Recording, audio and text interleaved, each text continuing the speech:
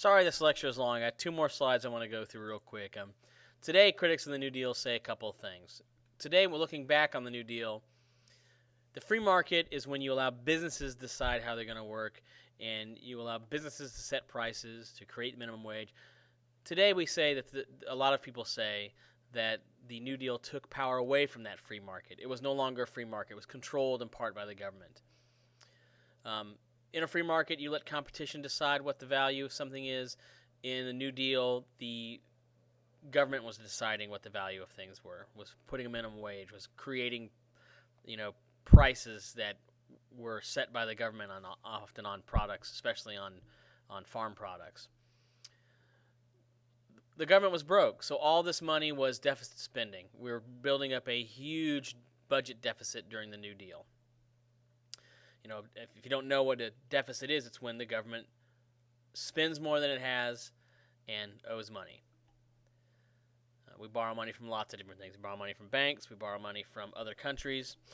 There's lots of different ways for governments to borrow money.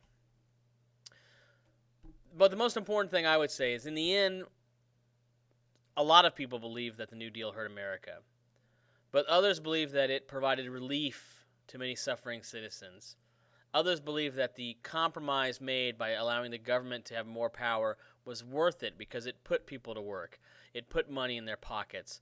Even if unemployment was still hovering around 9 or 10%, there was this belief that the government was trying everything it could do to put you to work, to let you have your house. Last slide. And these are the enduring achievements of the New Deal.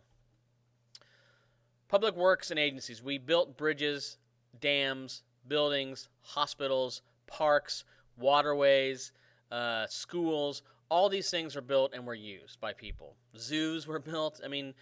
Football stadiums were built through the New Deal. These things were useful things. The Tennessee Valley Authority still exists today, still supplies electricity to that very impoverished part of the country.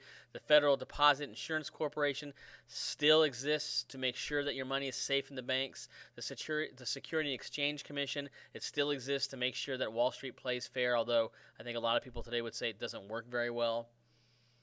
Social Security has many critics of how it works. A lot of people say it will go broke in about 30 years, but it keeps on supplying needed funds to people who have retired, the elderly, the sick, the people who have been looking for work.